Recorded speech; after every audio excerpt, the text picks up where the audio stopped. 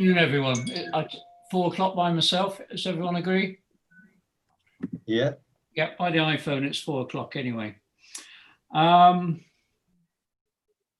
the purpose of the record of attendance, I can confirm that the following members are present and participating in this remote meeting. Councillor Lee Higgins, Councillor Ronnie de Burle, Councillor Alison Freer-Jones, Councillor Alan Pearson. I do understand that Councillors Chris Evans, Councillor Cumbers and Councillor Douglas are with us as well in attendance. To remind everyone that any member participating by remote link who declares an interest in any item of business in terms which requires them to leave the room must ensure that they cannot be seen or heard during the agenda. This shall be confirmed by Democratic Services. This member of staff will thereafter confirm to the remote member when they may rejoin the meeting. Should any aspect of the conference link fail during this meeting, I will call the short adjournment of up to 5 minutes to determine whether the link can quickly be re-established. If the link cannot be re-established, the meeting shall be adjourned to a later date. In the event of a link failure for individual members, the remote members will be deemed to have left the meeting at the point of failure of the equipment, and if the link cannot be re-established before the end of the meeting, then the presumption will be that the meeting should continue to deal with the item, providing the meeting remains quorate. Should the meeting no longer be quorate, the meeting shall be adjourned and any remaining items of business will be deferred. If the individual member's link is successfully re-established, then the remote members will be deemed to have returned at the point of re-establishment. I would ask members to indicate their wish to speak by raising their hand using the raise hand tool on the Zoom. I will then invite each member in turn to make their contribution to the debate. Before proceeding to the vote, I will ensure that all members and officers have no further comments by confirming with the technical host of the webinar that no hands are raised. I will ask each member to indicate when asked whether they are voting for, against, or abstaining. This will be recorded by Democratic Services Officer who will confirm the outcome of the vote. Any member who has been absent for the debate on a particular item due to link failure must abstain from the vote on that item. Apologies for absence. I don't believe there are any. The minutes, to confirm the minutes of the Cabinet meeting held on the 17th of June, I would like to make a statement following our last meeting and also the LCC Cabinet meeting of approximately a fortnight ago. And that is, in reviewing the minutes, I wanted to respond to a suggestion made by Leicestershire County Council with regards to item 6, minute 93, where at their own subsequent meeting, they expressed concern that the Cabinet did not take the decision to approve the master plan for the Southern Sustainable Neighbourhood with knowledge of the issues raised in a letter dated the 15th of June to the Chief Executive. I would like to clarify that the Cabinet were well aware of the so-called viability issue raised in the letter because they have been cited on many occasions by the County Council, and indeed our officer specifically and extensively referenced matters of viability in his briefing to the Cabinet whilst introducing the report. He noted that whilst viability testing had not been completed alongside the development of the master plan, it had been undertaken as part of the local plan development and then again in 2019. He also confirmed that this work should be refreshed as part of the next steps, something we are already in the process of undertaking. I shall say no more on this subject at our council meeting. Sorry, I got that slightly wrong. I shall say more on this subject at our council meeting next week. But for now, I confirm I am fully satisfied that all relevant matters were considered prior to making what was a transparent and robust decision, and that I would like this statement recorded in the minutes for this meeting Furthermore, in approving the minutes this evening, my cabinet colleagues are agreeing with this position. Can you put your hands up to indicate you are agreeing, please? Alan, yeah, so that's all four or five, yeah, four members have agreed to with that, Natasha. Joe, please could I ask, you're proposing the minutes and your statement. Could I just ask for you to get a seconder as well?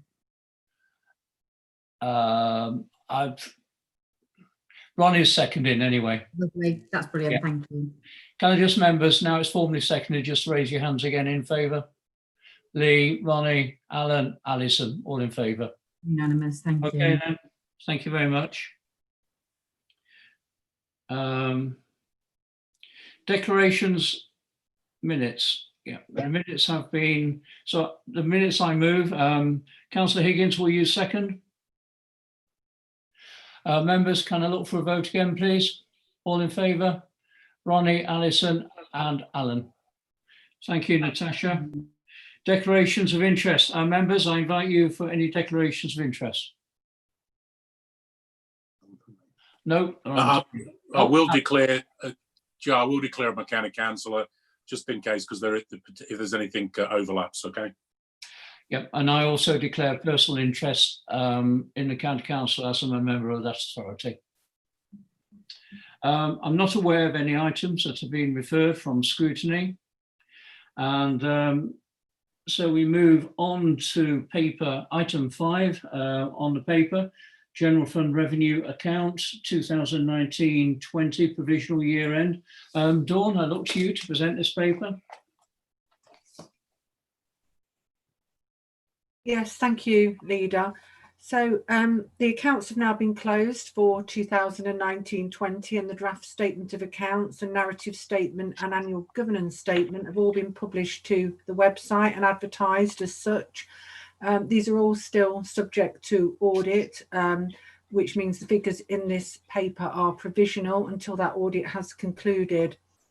The audit will commence in August, and that was scheduled to go to the Audit and Standards Committee in September, but we've heard that there will be a delay in the audit of the pension fund accounts, which feed into our statement of accounts, so that's likely to be delayed potentially until November this year.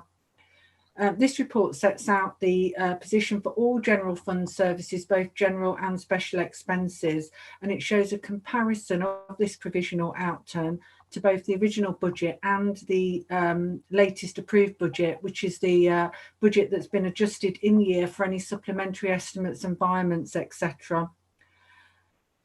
You'll see in Appendix A, there's quite a lot of detail in there of the performance of individual budgets, along with budget holder comments where there is a variance upwards or downwards in excess of £10,000. And if you look to the table on page 12, you'll see that the general expenses is underspent by 126,000 compared to the approved budget. But when you take into account carry forwards that were previously approved by the portfolio holder into 2020-21, that reduces that in-year saving to £4,000, which means a lower draw on the corporate priorities reserve by that amount. For special expenses, Melton Mowbray, the underspend against the approved budget is 81,000, and after allowing for those carry forwards into the new financial year, the reserves will increase by 68,000 over that forecast and estimated. And if you want to see what the position is on the reserves, excluding any impact as a result of COVID, you can see that on page 16 in the table there. So I think, in terms of the year-end position, whilst this is good news that the position is close to the approved budget, and that we've got an overall underspend on both those funds, I think it's fair to say that because of a number of variations that you'll see set out in the report, we do still have quite a lot of work to do to improve the accuracy of in-year forecasting. If you look to the financial implications section, you'll see quite a lot of detail in there around the potential impact of COVID on the council's finance, because I think it would be remiss not to do a little bit of a forward projection in terms of COVID. And we are expected to receive shortly some high-level information around a third tranche of funding from the government. So this report was written without knowing what that impact is, and we're still waiting for that. But I think it's fair to say that should that not be sufficient to cover the impact of responding to COVID, then the council will need to meet any residual shortfall from its own reserves. As well as that, there'll also be the longer term financial impact as we struggle to collect debt, and also any suppressed growth that we have in business rates and council tax. The council does have its corporate priorities reserve and the working balance as its unallocated reserves. And the working balance is the minimum reserve which the council would need to retain to provide for any risk assessed movements on its budget. Should the impact of COVID deplete that working balance as well as the corporate priorities reserve, the impact on the council would be that we'd be severely restricted with our ability to invest in any future projects or meet the costs of any non-recurring items that you might want to incur as a result of any change initiatives or any savings programs. So in order to mitigate that, officers are looking at any savings options that can be used, and also we are just closing the first quarter forecast for the new financial year, and we'll also look at what savings we've made that we can use to mitigate that impact of COVID. What you will notice as well in the report is a recommendation to council to utilise up to 300,000 of the business rates equalisation reserve, should that be necessary, to move that over to offset those COVID costs. And because that is a change in the nature of that reserve and the drawdown from that is a recommendation that would have to go to council. The situation's ever changes, as I'm sure members are aware, and we're constantly keeping under review the impact on the finances as we move through the year. And of course, we will continue to lobby central government for sufficient resources to cover the impact of additional expenditure and lost income. Thank you. Thank you, Dawn. Just to point out to members of the Cabinet that there are two recommendations at 2122. But Ronnie, perhaps as lead member of Finance, you can give further briefing on this issue. Yes, thank you, Chairman. I'd like to thank Dawn for a start, really. So I'd like to thank the Director of Corporate Services and her team for the work that's gone into closing our 2019-20 accounts. I know there have been many extra pressures and demands on their time and on the team in total over recent months. So it's quite a tremendous achievement that we've actually got where we're at. So thank you for that one, Dawn, for a start. Moving on to the actual report. The report before us is part of a trilogy of reports which deliver through a set of key indicators the overview of our performance against the approved budget, as Dawn's already outlined. And happily, as Dawn's outlined, the outcome is very good. Yes, we had to dip a little bit into our reserves, but the balance, to balance the books, but of course, that's what reserves are for, really. In terms of the real message in this report, to me, that comes from item 14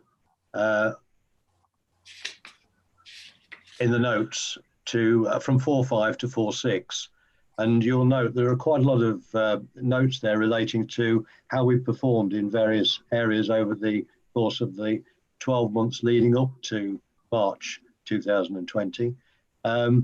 Together with the same table, which shows that our spending pressure reserve is depleted and the CPR dropped by 11% in the year. That same table shows that the forecast drop in the current year is around 24%, which will put us in quite a running very close to the bottom of the barrel. Dawn has said we need to improve our forecasting to maintain accurate positions during the course of a financial year. And I totally support that. Looking forward, the COVID impact and fallout is a real concern. Funding support from government is vital, and we're still not sure where we're going with that. However, it may never be adequate to replace our lost revenue.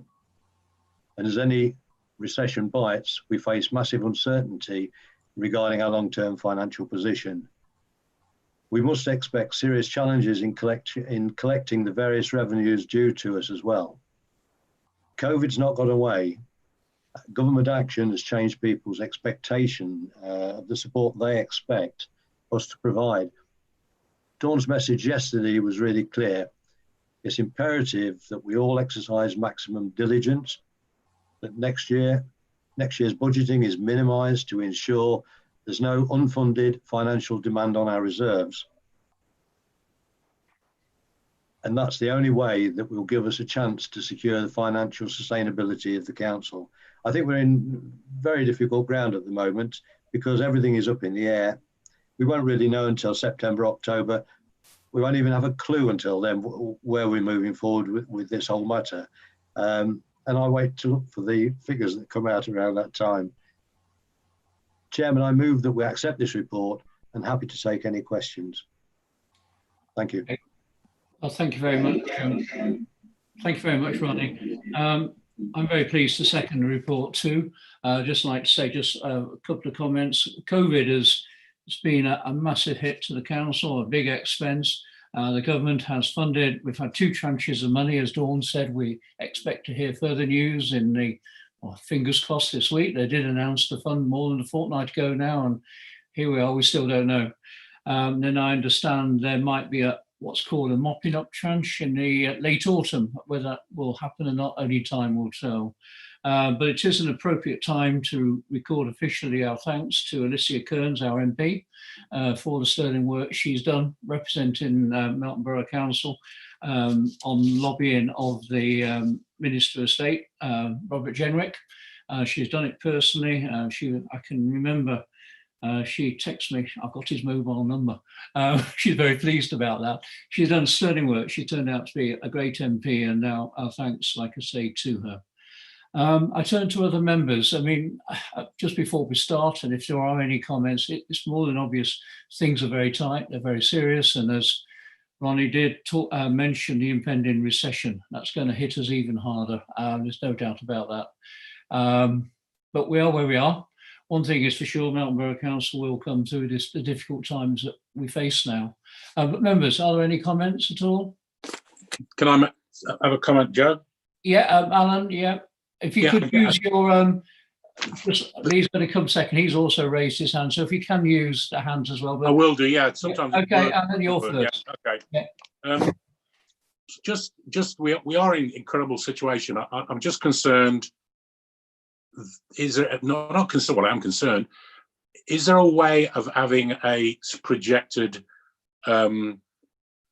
cost to us in regard to homelessness? I guess universal credit, because that's already increased. I gather I've had some reports. People on benefits. Is there any patterns that we can link into regarding people who will be looking? And we've had letters already regarding people potentially being asked to move out the houses by the landlords who wanted to sell the properties or whatever. Is there anything we can plan for and get a feel for that it may cost us in the next 6 to 12 months and 2 years? Because potentially we could have a lot more people demanding our services. That we've mentioned it before, that have never asked for it before. Can we? I know it's going to sound difficult. Is there any way we can put some financial cost to that to this council? Ronnie, sorry. So I guess what I'm getting at, the governments we've spent our money and we're hoping to get money back, but again, the consequences will go on for a number of months, I believe years, will also impact on our ability to provide services and effectively financially run the Melton Borough Council. And if we had some projections, then we could all still go back and say, well, because of this, this is what we expect it's going to cost us. Is there anything we can do on that?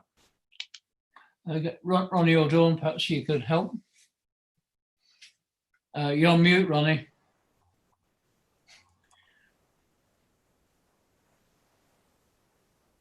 Somebody else. Oh, there we are. I'm not on mute anymore.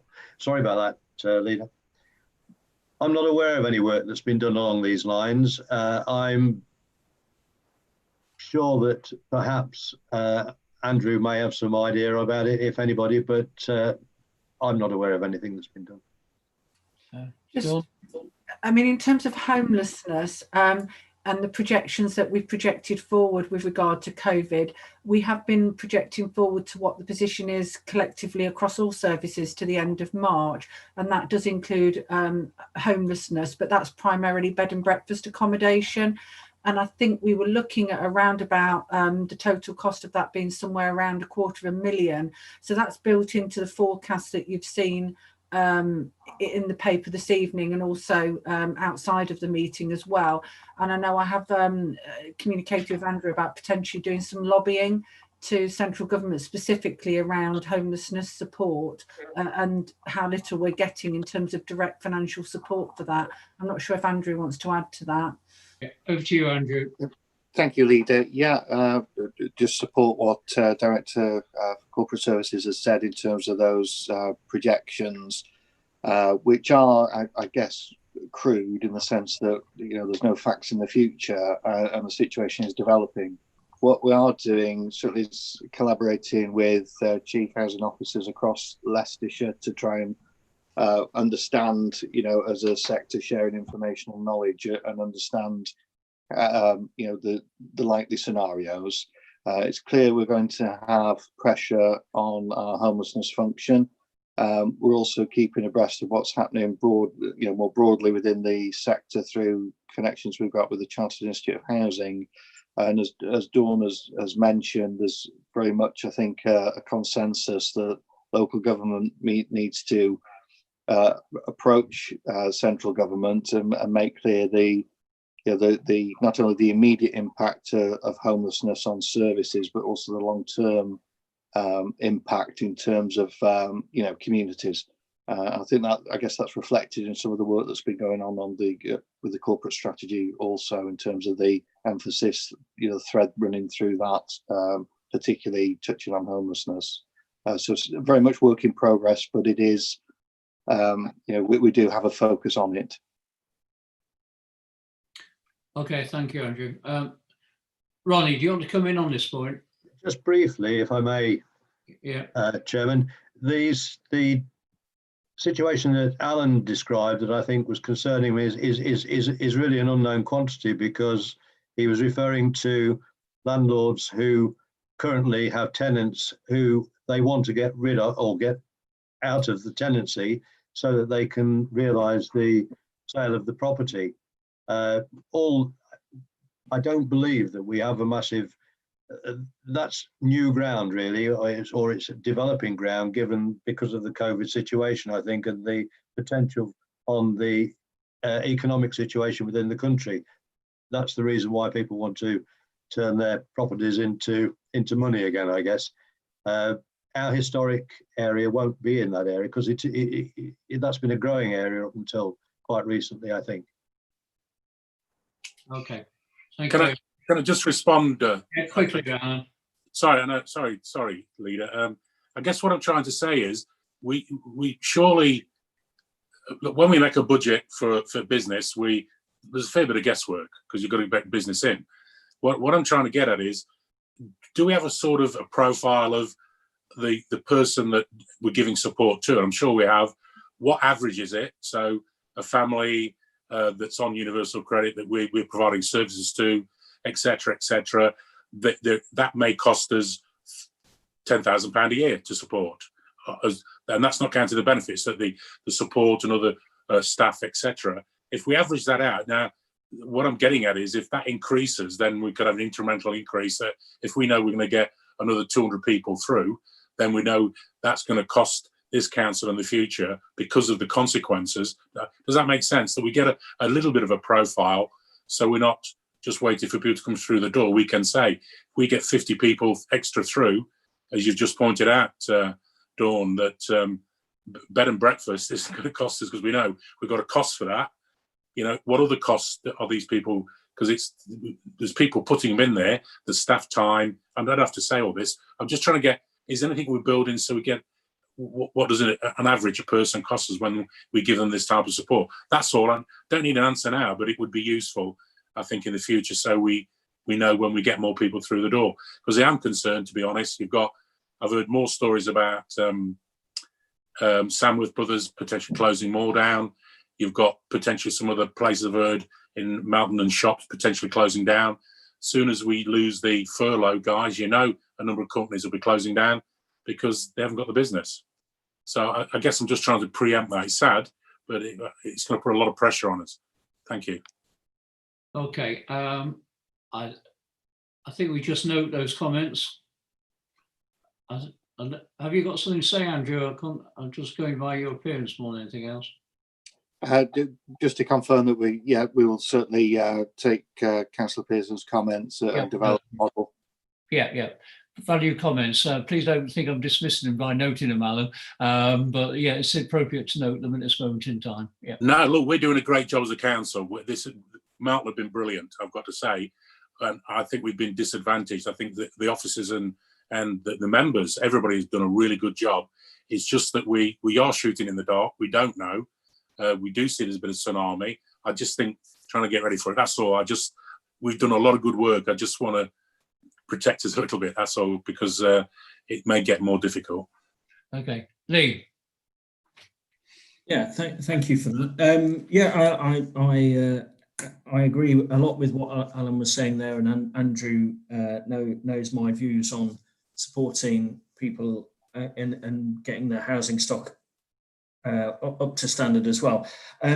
Just where I would like to touch on, and this is more for note, but also for anybody in the public who may be watching this, or obviously how comments get reported, is I think it's important when we look at how the general fund is performing.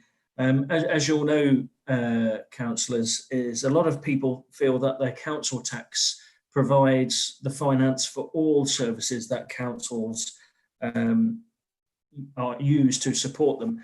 And that just genuinely is not the case. And that's why it's very difficult where local authorities such as Melton and right across England and Wales and in Scotland as well, local authorities do struggle to raise their own finances because we do have this top-down heavy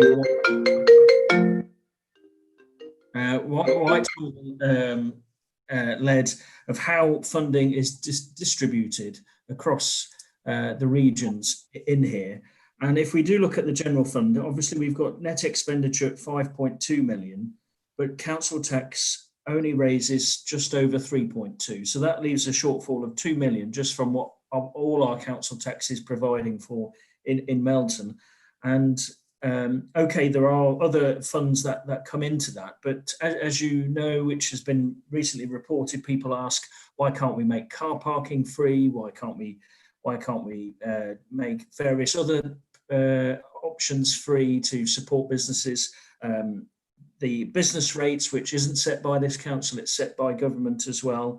It is a very tight budget here, and obviously you can only spend the reserves once, and once they're gone, that's it.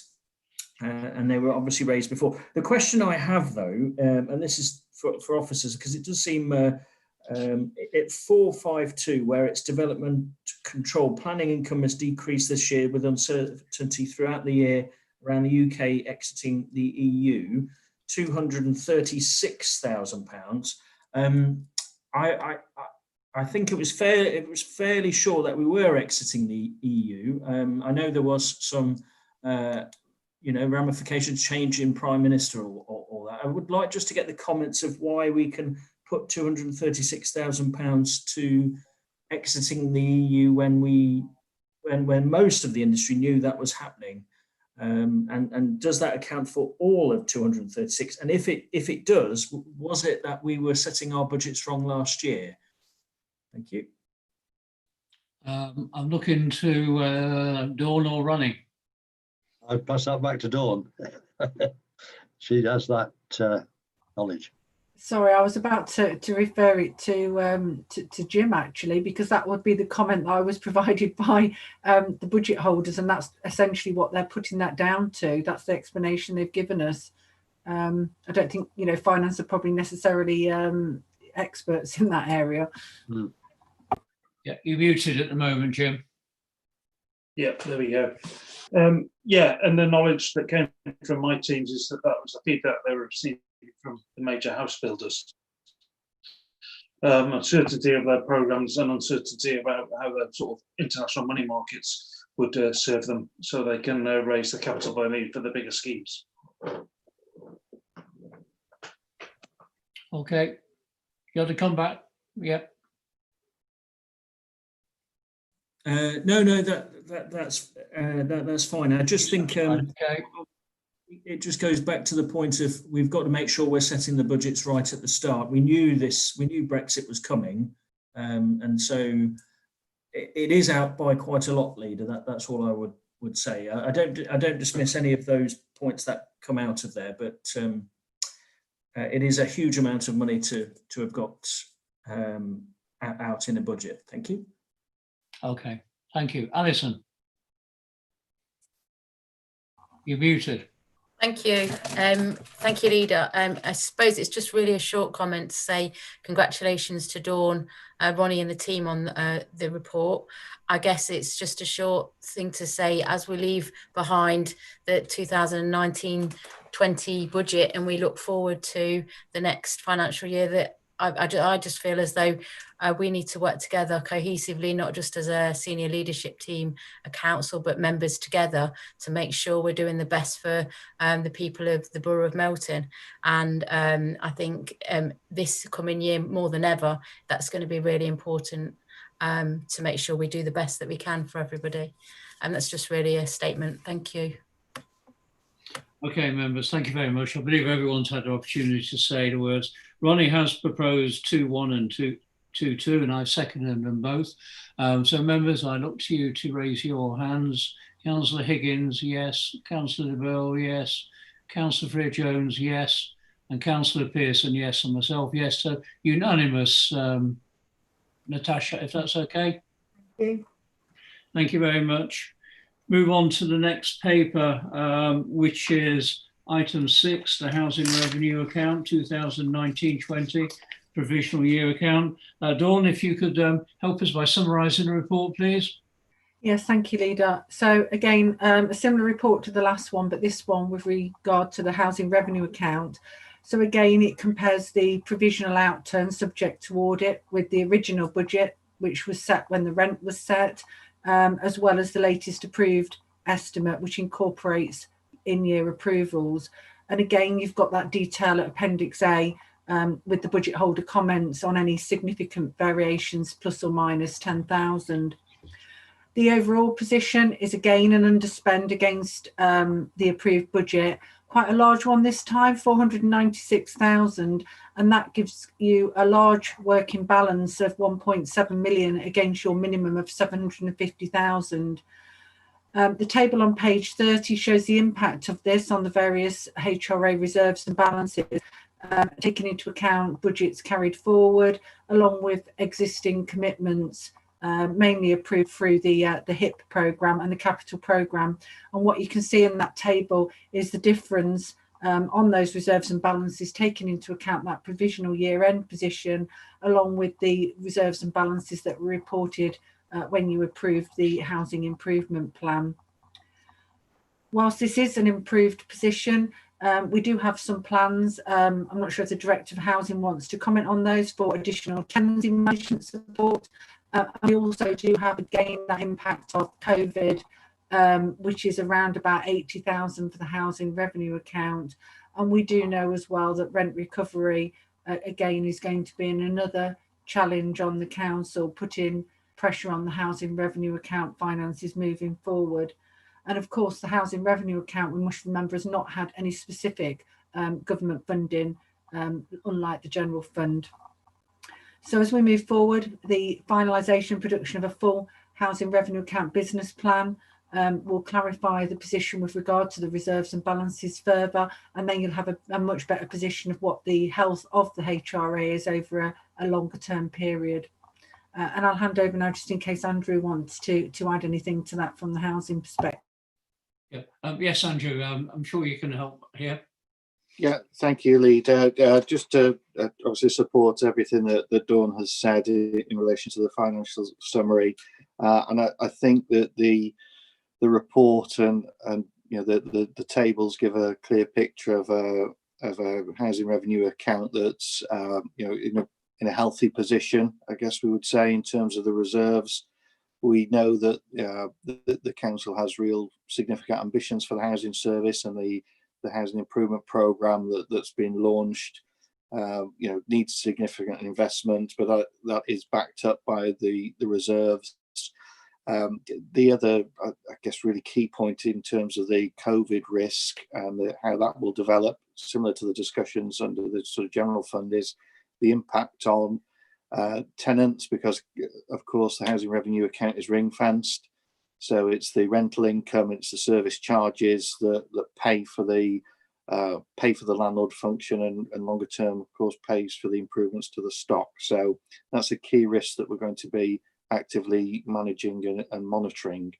Other than that, in terms of the variances, we can see that a number of them are significant and down really to the housing improvement plan and the budget that was set aside for that. So we're going to see significant capital programs, and we've got the team in place in asset management now to deliver on those. So I think we can be really positive looking forward this year in terms of the capital program, and hopefully that mitigates some of the reservations we've got in terms of income and the work that we need to do to protect that. Thank you very much, Andrew. Councillor de Bill. You're muted, Ronnie. Oh dear. Am I unmuted now? I don't have control of that, Chairman, so I'm afraid you catch me out. As I was just about to say, Dawn has outlined, and Andrew reflected in the fact that the HRA financial position is pretty sound, certainly enough to meet our immediate objectives. So no, not quite the same concerns there as with the general account. There's still a lot of financial uncertainty though with regard to the COVID costs and future added debt recovery, which is likely to come from any recession that we face on the impact of the HRA, but to a much lesser extent than the general fund, I feel. The work progressing, as Dawn mentioned, a full HRA business plan, which is informed by a stock condition survey, is an essential tool to our understanding of the long-term viability of where we are with that. And I know that's underway, and we wait until that arrives to be able to actually see it. But I guess by then we'll be working quite within, we'll know better on this overall situation within the economy by then. So that's all I have to say on it, Chairman. I think it's a good report, and I'll move to accept this report. Thank you very much, Ronnie. Councillor Pearson. No, thank you for again a clear report. Can I just ask one question? Could we just bit more depth in the term uncontrollable costs? Could we just go through that a little bit? It's a number of times through in the budget. Got no idea what it is. Just a bit more clarification. Dawn.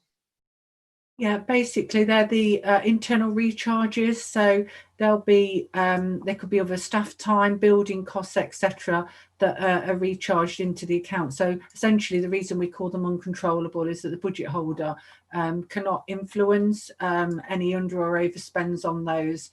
They just get their share or apportionment of them. Okay, thanks very much. I'm very pleased to second Ronnie's proposal.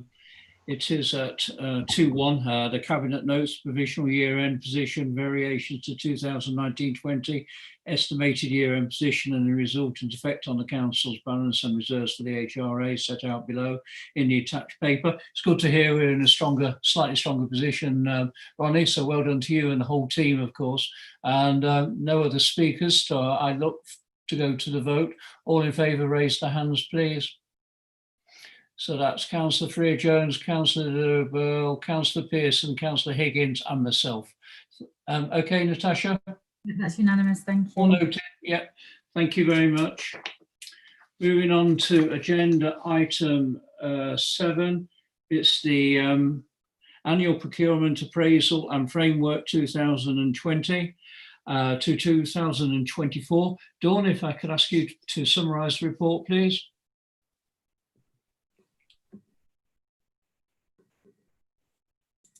Yes, thank you, Leader. And we do have Amy Myers as well here in case there's any specific detailed questions. She's the head of the Welland Procurement Unit. As you'll be aware, the council provides a procurement service to a number of other councils, hence the title, the Welland Procurement Unit, as well, of course, to Melton.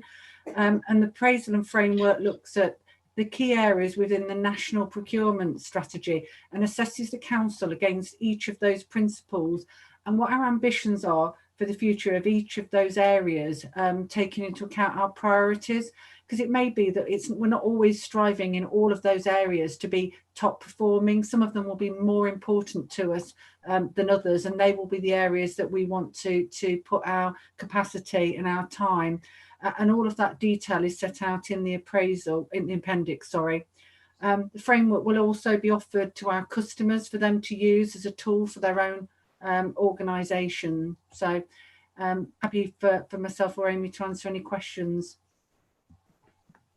Thank you very much.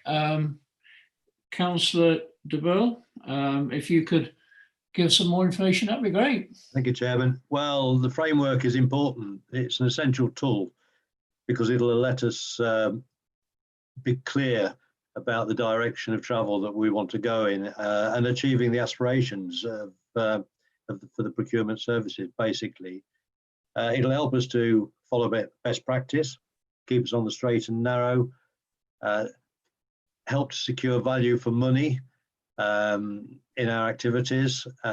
Importantly, it takes national guidance and tailors it to the council's needs and priorities, which is a key factor in anything in terms of procurement.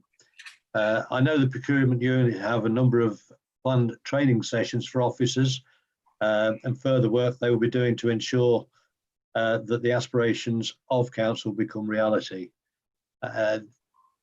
We'll see the outcome of this work at council meeting next week, I understand, with the new contract procedural rules being presented for approval.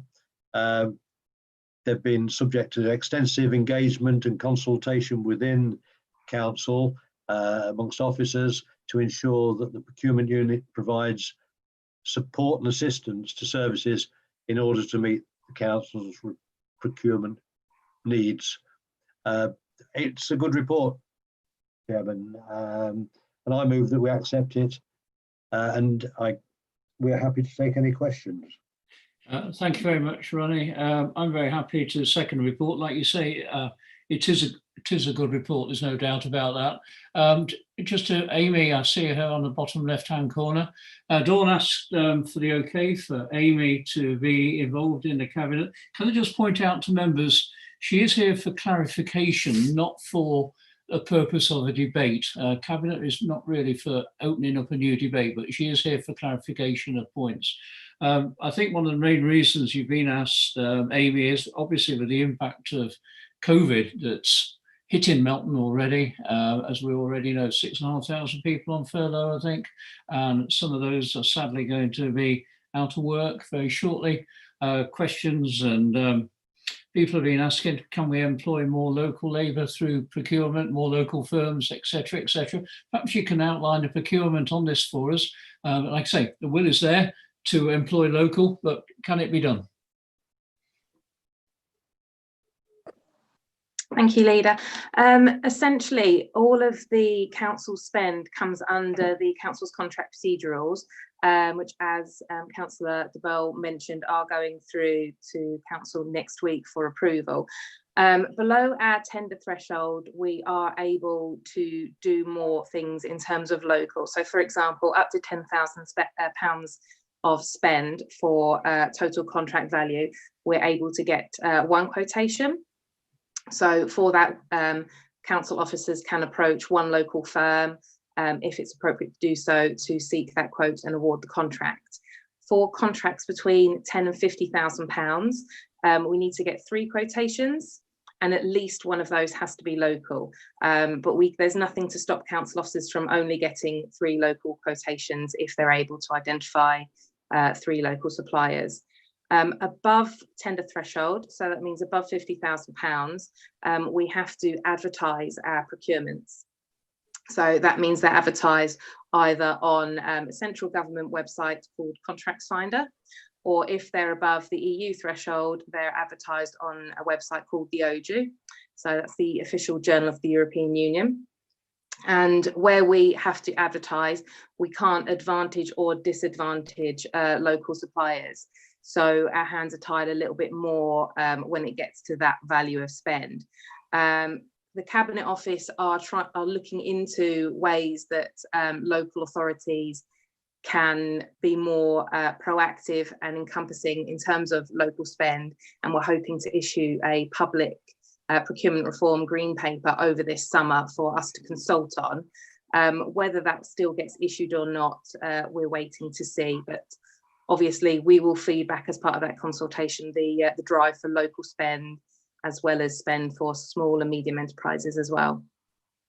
Yeah, I think I can speak for every single member on the Borough Council that we want to support local businesses, increase local employment as much as we can, and we will move mountains to do that.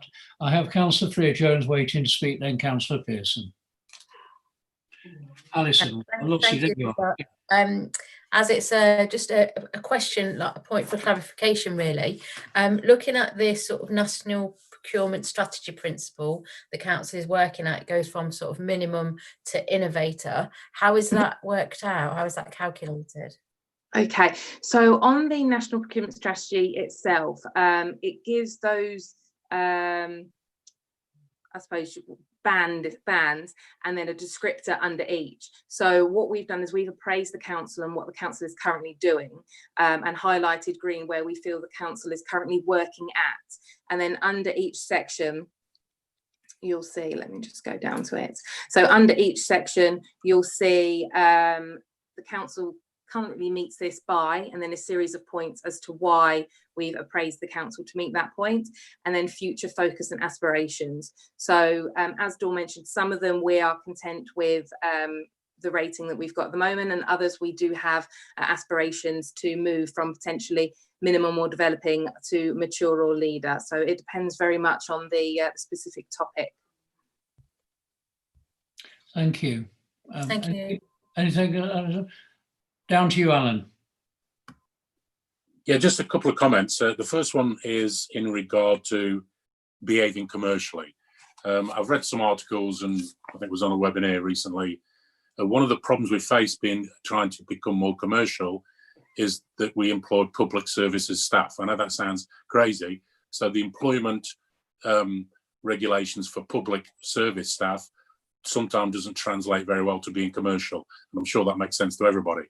The prime example of that is the trust schools that have changed from being, schools that are education department to trust. They had to change their whole concepts and ideas and regulations, and re-employed, I think, the staff on different contracts so they could become more commercial. Now, we can't do that, but I just think some of the comments that I was talking to some other councillors that was one of the difficult things to get over, being commercial one side of the business. And this is why sometimes I think it is a good idea having a arm's at length business that can be commercial, that's supported by the council and controlled, but employing commercial staff in a different way. There's different ways of doing it, but that's just a comment. That's one of the challenges we've got. The second one is what concerns me with when we go to contracts is we get 3 quotes. I'm always concerned the cheap one's not always the cheapest one. I'm sure you're aware of that. We've got to look at quality. And what concerns me is, and this brings into OJ as well, I mean, that European will be finishing soon, should be. Are we still legally entitled to follow that? Secondly, as I mentioned earlier, what process do we go through when we do look at quotes? Is it always the cheapest one, or how do we look at the quality? And now that we've just mentioned how we want to try and invigorate the local economy and start using local businesses to keep the money within Melton, then sometimes a quote that's not the cheapest actively could be the best quote because we're keeping the money in Melton. I just wonder, is there any, I can't see that in this documentation. Great report, but I still can't see it where these sort of issues. Amy, I think that's for you. Yeah. Yeah. Okay. So obviously this appraisal and framework document sets out the high level statements of principles and processes. Obviously, it is very much supported by internal documentation. So first of all, being the contract procedurals that sets out the process that council officers have to follow in terms of governance, ensuring there's best value for money, as well as best practice. And then we also have a procurement toolkit that gives more practical guidance that supports the contract procedurals. In terms of quality versus price, whilst ordinarily below £10,000 quotes normally are done either on price or they're not evaluated if we're only getting one quote, obviously. Where there are 3 quotes and more if it's a tender, we do provide support to officers in terms of how to evaluate that. So in some instances, it's appropriate to do 100% quality. Some instances, it might be 100% price, but quite often there is a balance between the 2 criteria. So there'll be, for example, 60% attributed to quality and 40% attributed to price. As has been previously mentioned, we are doing a series of training throughout Melton. One of those training sessions has been on procurement awareness, where we've gone over evaluations and in particular on value and what is included in the cost of a contract, and really pushing to council officers the fact that it's not just the cost of an item, it is the life cycle costing, and giving examples of what that includes. So that might be startup costs, cost of the item, maintenance, training, and also decommissioning costs. You know, how much will it cost the council to get out of the contract at the end? So those are all things that we are pushing with council officers now to be a greater awareness and contribution as part of the procurement process. In terms of the process itself for evaluation, it will differ slightly between different procurement processes and differ slightly between quotes and tenders, but the principles all remain the same in that we have independent evaluators that will then have a moderated score. So there is that checks and balances within the process itself to make sure there's not any advantage or disadvantage given to any particular provider. In terms of the EU regulations, so that's the public contract regulations, even following Brexit and leaving the European Union, that is actually UK law. So unless the central government repeals the law, we will still be following that as of January next year, when we're officially out of the EU. The public contract regulations themselves are actually derived from the World Trade Organization's rules on procurement. So the principles about fairness, transparency, equal treatment, proportionality, they're all actually principles of the World Trade Organization. So even when we come out of the EU and the UK decides to do a public procurement reform and revisit the rules and decides on what model they want to approach, we will still be applying those rules. So therefore, whilst we may be given more leeway under our tender threshold or under our European or the equivalent of what will be a European Union threshold, above that high value spend, we can't advantage local suppliers, and certainly when we're evaluating, we can't advantage local suppliers, I'm afraid. Does that answer hopefully all of the points that you raised? Kind of. I'm still concerned. What there's other questions I need to ask, because from a meeting recently I've had as well, we have to take in the environmental impact. So if we're handing out contracts to people that have to drive in from Leeds or Manchester, then what is the impact? And there's a cost to that. I'm still concerned that I can't see in this document where if we employ somebody a company outside, yet the ramifications when we a slightly more expensive contract internally, the internal impact it would have to Melton, rate employment, it might prevent somebody going on universal credit, might prevent families from saying we need a, you know, we've got it, we can't move, or we're going to move, or we need support from the council. And I know that's, again, it's hard to predict, but these issues are quite real. And if we don't put them in, then we'll ignore them. So I'm really concerned. We really need to get to grips with this. Having a local economy and local contracts is not just about, it's a lot bigger and saves money in the long term, dramatically the pressures on Melton Borough Council. And I think that needs to be explained. I think I understand being fair, but being fair and transparent and good for Melton Borough Council means, you know, what's best for Melton Borough and what's going to work. And a number of cases, bringing people in from the outside that are slightly cheaper, whatever, isn't necessarily environmentally good for us, but definitely for the local economy, families, and the impact that we have to clean up the mess when people haven't got jobs. I think it needs to be explained clearer for the people that are awarding these contracts. Okay, so just to pick up on the environmental point that you made, we have introduced prompts for council officers to include elements where appropriate to do so on items such as environmental and social value and economic questions. So that would be part of the award criteria. Likewise, that wouldn't favour or disadvantage a local supplier. What it would do is ask, you know, how will you manage the environmental impact? And that would vary from contract to contract. Some contracts it might not be relevant at all. Some you would, you know, but that's broader than just local. That would include items such as single-use plastic and things like that. So that's very much a project-by-project basis. In terms of the appraisal and framework, I take on your point about the impact locally. However, that's not something I don't know what the answer is, to be perfectly honest with you, in terms of how we would monitor that and review the long-term impact of that awarding a contract. So okay. In terms of the chain of events of awarding a contract, to then the direct impact of awarding that contract to the local economy in terms of job loss, etc. Okay, I understand that. It's not just job loss, but it's also, we've got to clear what happens here.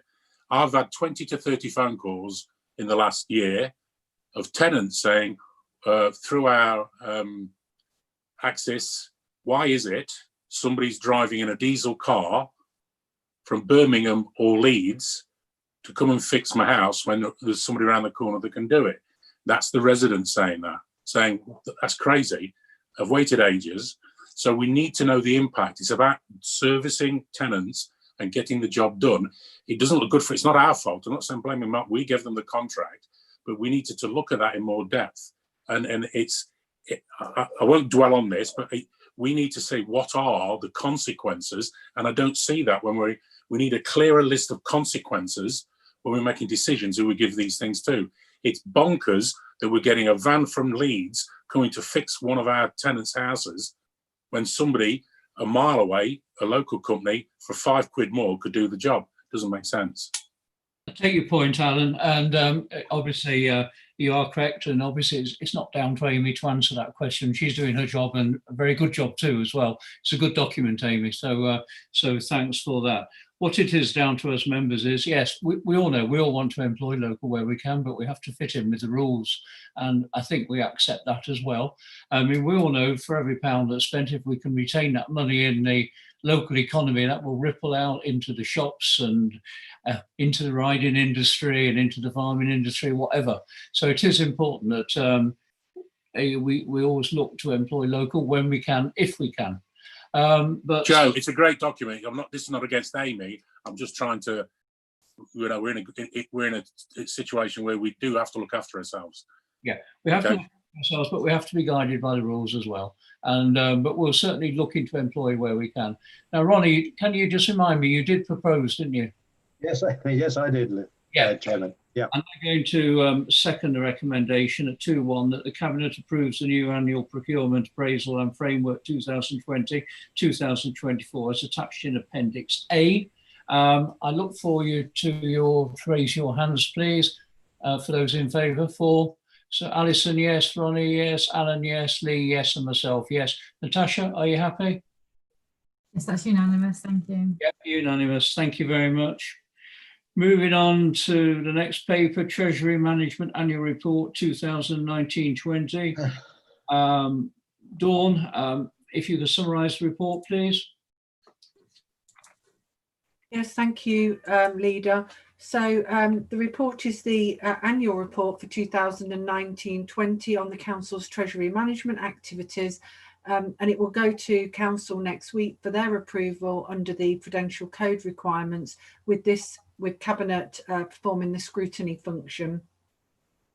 The highlights are all picked out in the covering report, and you've got the detailed appendix attached to that. I think the key points to note is that we took no new borrowing in year, and that borrowing remains within our statutory borrowing limit. We achieved an investment return for the year of 1.25%, which is an increase over the previous year, 2018-19, and that generated an additional 138,000 across the general fund and the housing revenue account against that expected. However, again, must exercise caution because the outlook is much lower for the current financial year, and we're moving into a much more challenging time for investments with COVID. Thank you. Thank you very much. Ronnie? Thank you, Chairman. Yes, everything Dawn has said, she sums it up really well. It's encouraging that the 138,000 extra that our Treasury management activities brought to us last year over the previous year was really worthwhile, and it's an indication of the success that the team have in that area. As Dawn said, again, not much to say about it. There is total uncertainty in the markets, which means that we're just going to have to box clever as we go along, really.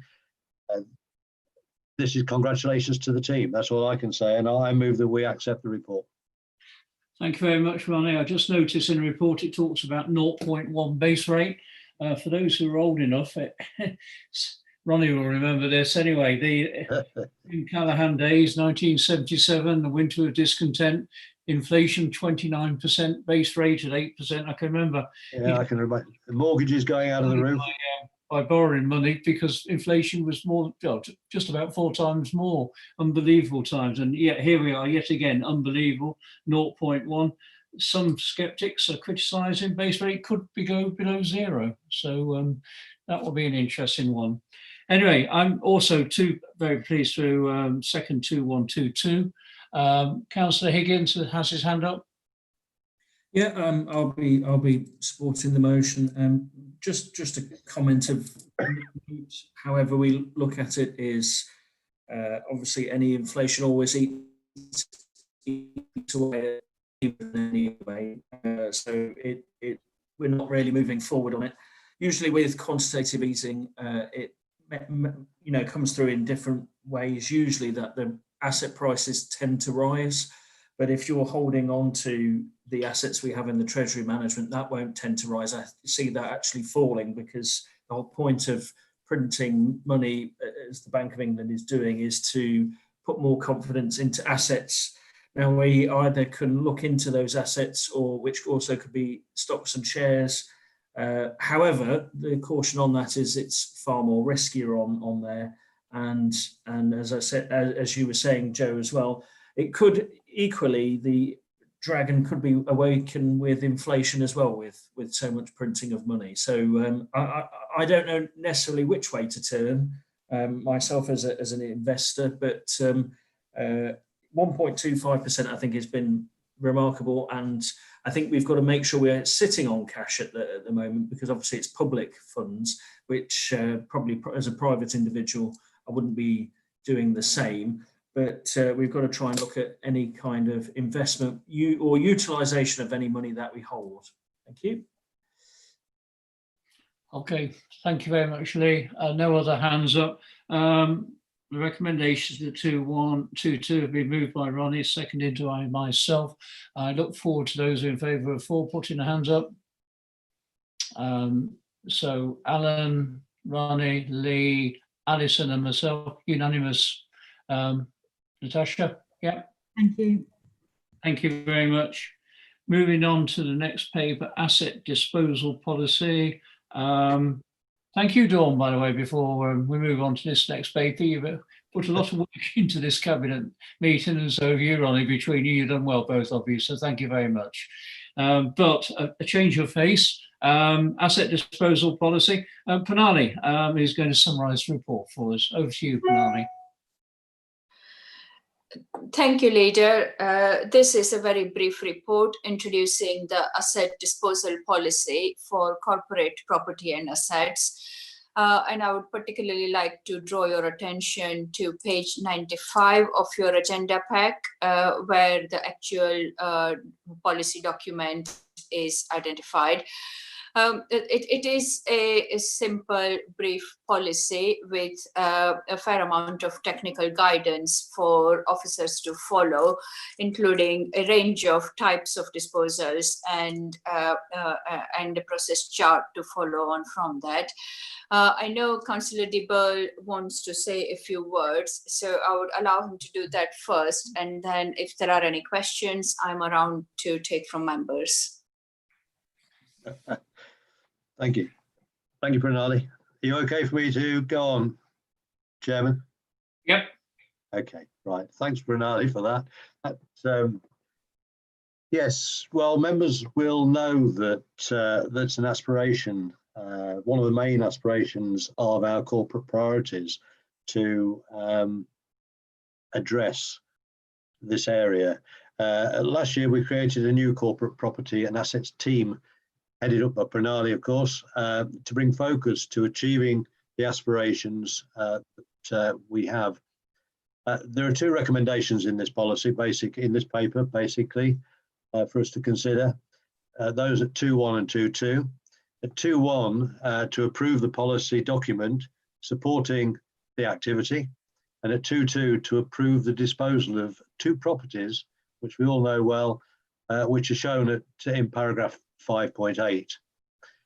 With regard to item 2.1, this policy document is necessary to allow focus on the proper management of commercial assets, such as office buildings, car parks and community centres, and even allotments, which were previously combined within the housing HRA portfolio, as it were. It will replace a previous document, which was last updated some 7 years ago, and it will reflect the many legislative changes that have taken place since then. It also informs and provides technical guidance for officers to follow, so it will basically keep us on the straight and narrow, and we can move forward with confidence with this policy to use. With regard to 2.2, this relates to the recommencing the disposal of the closed public toilets off Leicester Street and at Wilton Road. Apart from having considerable commercial value, these two unused assets represent a negative ongoing draw on our finances because of the necessary maintenance that's involved and commitments and the burden of commercial rates. So I look with great expectation to these two properties being shunted off of our area of responsibility. Basically, that's all I have to say about the report. I think it's a good one. I think it will do the job that it's designed to do, and I move that we accept it. Thank you, Chair. Thank you very much, Ronnie, for making a proposal to 2.1 and 2.2. Yeah, I mean, like you, I've noticed that the two public conveniences on the market, I mean, always tends to make the press, doesn't it, when public conveniences come on the market? But I won't talk about the ripple effect of those just at this moment in time. But what I will say is I see they have a book value, as what it's called, and book values have no relationship to what they're worth, of course, at the end of the day. So it'll be an interesting one. I have Councillor Higgins with his hand up. Thank you, Leader. So just on the public lavatories, I understand now that there is 100% business rate relief on toilets, which was announced in 2018 at the budget there. However, my concern on this document, I've read it through. I did raise it before and it hasn't been addressed. It's the whole point of in the policy, it mentions revenue about 3 times in the policy, and when you look to dispose, You said mentions something 3 times. Yeah, revenue. The word revenue 3 times, and when you're looking to dispose any assets, the document itself is broadly welcome, and it's a much needed improvement. But as we've had, and the reason this paper is here is one particular disposal never considered the revenue that asset was generating for the council or its yield on its potential book value, as you referenced earlier. Now, all I'm saying is, at some stage, we're not going to be either on the cabinet or officers of Melton Borough Council, and someone else is going to pick this doc policy up afresh.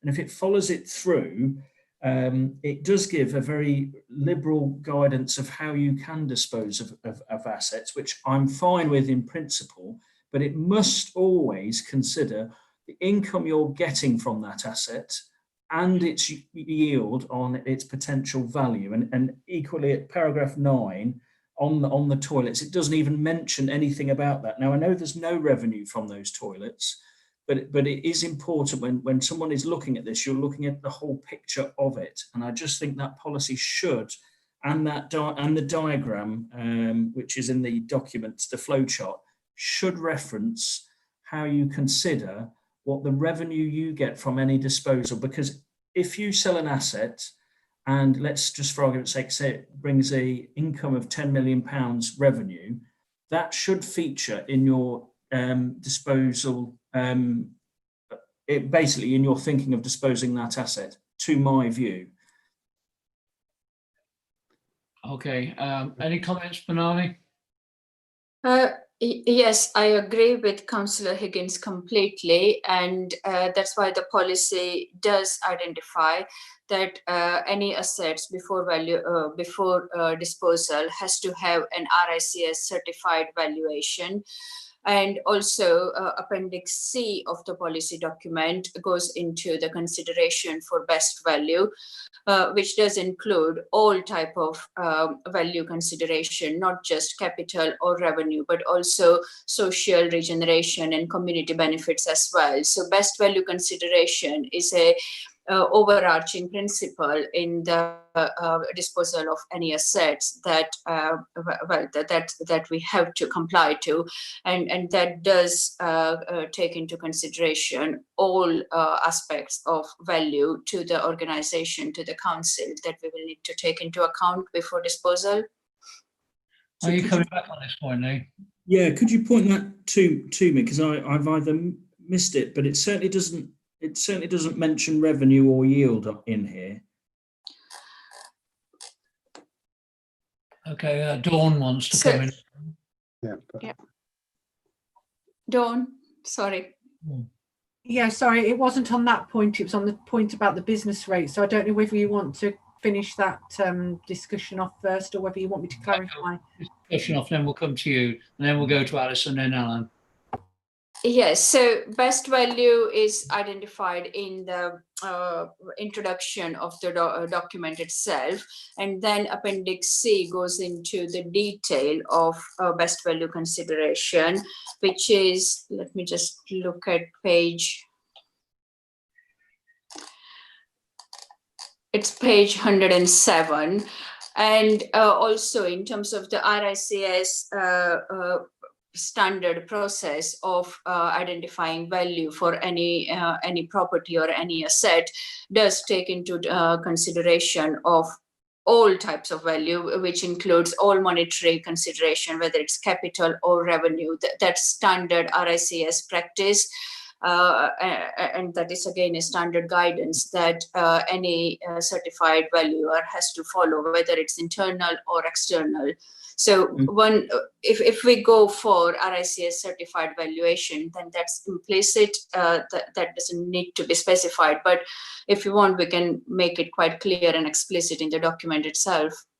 Yeah, I just feel more comfortable, Leader. The only reason is I won't mention the asset, but you know the asset because we had this before, and it ended up taking a long time of a lot of officer time.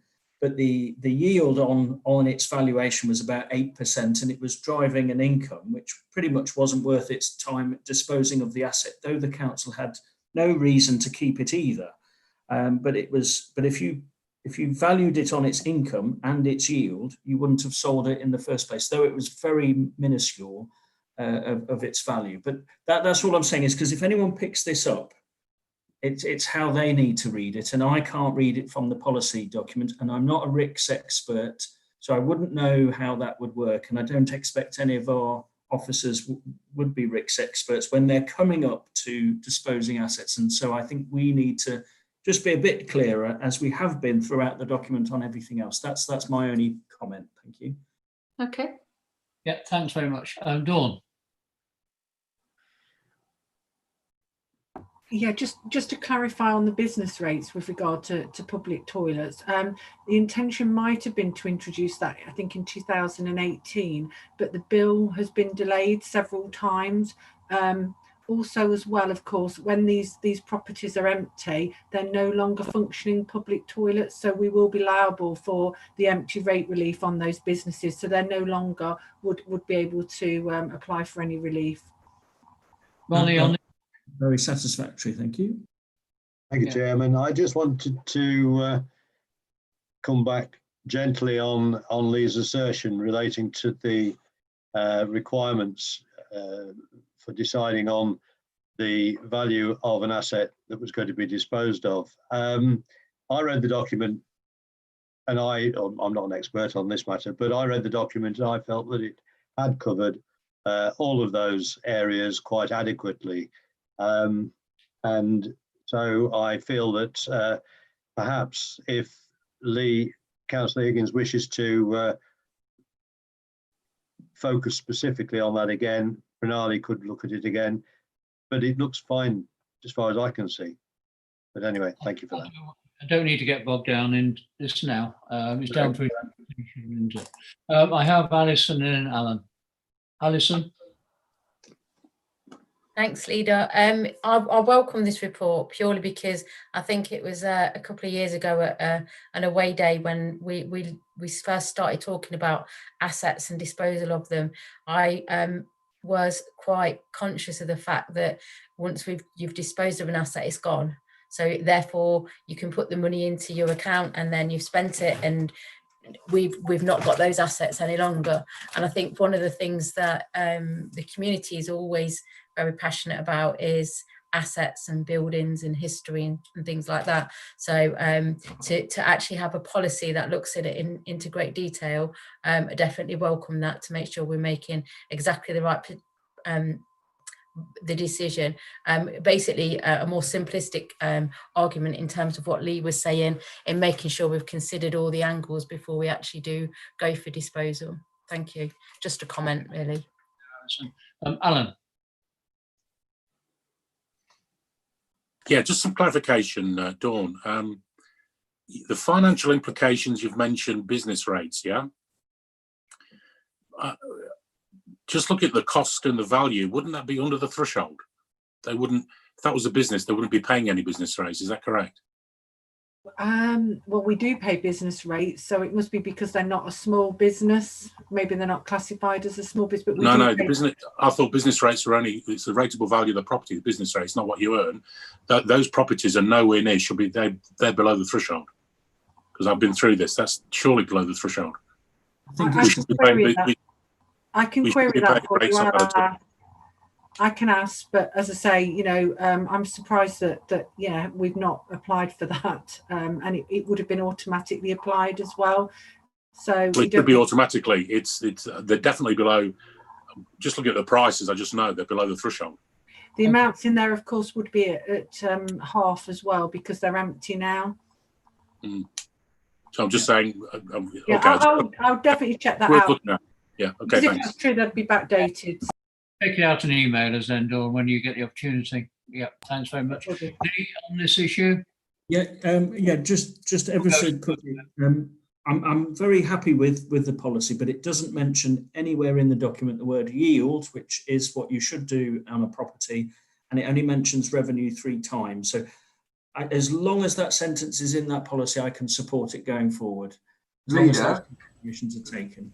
Leader, if I can make a suggestion, could I suggest that you might consider adding an additional recommendation 2.3, which would delegate approval to the Director for Growth and Regeneration to make the minor amendment that's being discussed this evening in relation to being more specific and explicit about yield and revenue, and that Pranali would do that in consultation with both portfolio holders? Yeah, I'm happy with that. I agree with Ronnie, actually. I can see it. He can't, like I say, I think it is interpretation, but I'm very happy to accept that to move this forward. Do we have to have the precise word in at this moment? I'm sure we do. We have. Well, we'd need to vote on it, wouldn't we, Leader? Sorry? We need to vote on that amendment that Ed's suggesting. We need the word in for 2.3, don't we? Yeah. You want to say that out, Ed, so Natasha can write it down? Yeah, thanks, Leader. My proposal would simply be that authority is delegated to the Director for Growth and Regeneration in consultation with the portfolio holder for corporate resources and finance, and the portfolio holder for growth and regeneration, or growth and prosperity, sorry, to make minor amendments in relation to the discussion at this meeting. Something to that effect. We will make sure that is clear in the minutes, and obviously links to the references that have been made tonight regarding revenue and yield. Tell me when you have that written down, please, Natasha.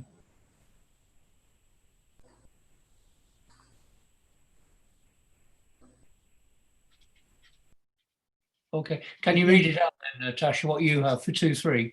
Yeah, so I've put it down, and if Ed can just confirm that he's happy with this. So I've got authority for delegation for the Director for Growth and Regeneration to make minor amendments in consultation with the relevant portfolio holders in relation to the discussion at this meeting.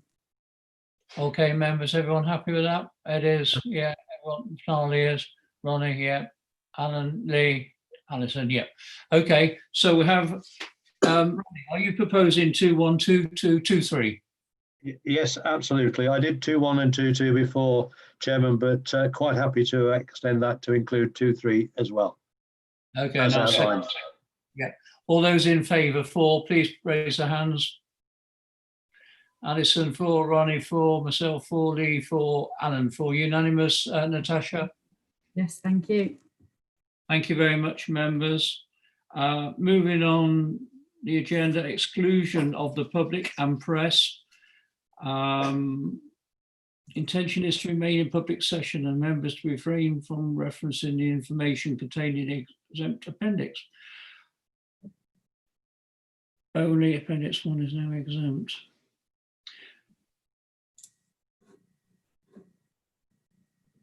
Okay, members, you have the paper. What this is saying is, does anyone have any comments to make effectively? We can have the agenda item at 10, which is in the public domain. That can be presented by Andrew. So I looked for Andrew, there he is. So over to you, Andrew, to summarise the report on item 10. But to remind members, the yellow papers are all not in the public domain. Thank you, Leader. So just to summarise the report, so this is for Cabinet's consideration, seeking the write-off of irrecoverable debts. The report confirms the Council's debt policy and the Council's intention to maximise income through proportionate recovery action. However, it's acknowledged that the write-off of irrecoverable debt is part of good income management and financial practice, and the write-off report is submitted to Cabinet on a quarterly basis to meet that requirement. The debts are specified in the exempt appendices, but the totals, of course, are given in the table at section 3.3 of the report. Officers can confirm that the principles of the corporate debt policy have been followed and recovery actions have been exhausted. And on that basis, the recommendation is for Cabinet to note the actions taken and to approve the write-off of debts shown in Appendix 1 and 2. And as you've commented, Leader, of course, the report itself contains no reference to the individual financial affairs of anyone, so is in the public domain, but the appendices, of course, are exempt. Okay, so to make it perfectly clear, just as Andrew said, the white paper is in the public domain, and I will accept any questions on the white paper alone. If you do have questions on Appendix 1, we will have to go into private session. But Ronnie, if you could introduce this to us, please. I know there are two recommendations, 2122, but if you could just add a bit more, please, that'd be great. Yes, Chairman. Well, there isn't a lot to add to this. It's an unfortunate circumstance that, can you hear me? Yeah. Yeah. It's an unfortunate circumstance that there's something in the background there. No? Okay. I'll say it again. It's an unfortunate circumstance that occasionally debts come along and we do face them as hard as we can. We have the new policy in place, and that there is just no possibility of redeeming them, so we have to write them off. Bottom line, I have nothing else to say about this particular debt than that. I'm quite happy to move on the recommendations at 2.1 and 2.2. It's just part of our practice. We have to deal with these matters. It's good business practice to sort debt out as we go along. Bottom line, that's it really. Yeah. I'll second recommendation 2122. Alan, is your question on the white paper? Can't hear Alan, sorry. You're on mute, Alan. No, I'm not questioning. I was just waving at my ear because my ear's growing. Sorry, that was an accident. I've got a blue hand up, that was all as I've well. got to get a pigtail. I'm going to do it, actually. I think I'll do it. Lee, on the white paper or the yellow? Well, it's not really anyway. It's just a general comment, just for clarity. And as you know, Leader, as Ronnie, Councillor DeBell did say, it is good business practice to write off bad debts and irrecoverable debts, because a debt in a business sense is an asset, and if you can't recover it, then it is no longer an asset on your balance sheet. So this is normal standard practice that businesses would do, or organisations like the council. The important thing is, to me, we've done everything possible to recover the debt, and I believe we have in all these cases. And so you do come to a point where you have to write off. Mr. Rawson, I do apologise. Kieran Stockley, the Legal and Governance Manager, would just like to say a few words just regarding the exempt status of the report. Kieran, thank you. Thank you, Leader. It was just a point of clarification, really, that Appendix 1 of this item is still exempt and contains personal information, but Appendix 2, after further consideration of the public interest test, is now in the public domain. So it's just for clarity for members to ensure that they're aware which of the appendices are exempt and which weren't. I don't think there's any questions on Appendix 1 or Appendix 2, Kieran. No. So, as there are no further questions, Ronnie's moved 2122. I've seconded it. I'm going to ask you all to raise your hands for Lee, Ronnie, Alison, and myself. Natasha, is that recorded? Unanimous? Yes, unanimous, thank you. Thank you very much. I do believe that finishes the today's Cabinet meeting. I don't have any other items on my agenda whatsoever. So just thank you to all members for taking part, our 3 members for joining us, Councillor Evans, Cumbers, and can't remember Jeannie's last name for a moment, Douglas, and all the officers for their hard work preparing the papers, and more importantly, members of the public who joined us too. And we look forward to seeing each other at some time. And I have seen Lee, by the way, since the lockdown started, and but that's about all. But anyway, I can't say safe trip, but enjoy your evening. Right.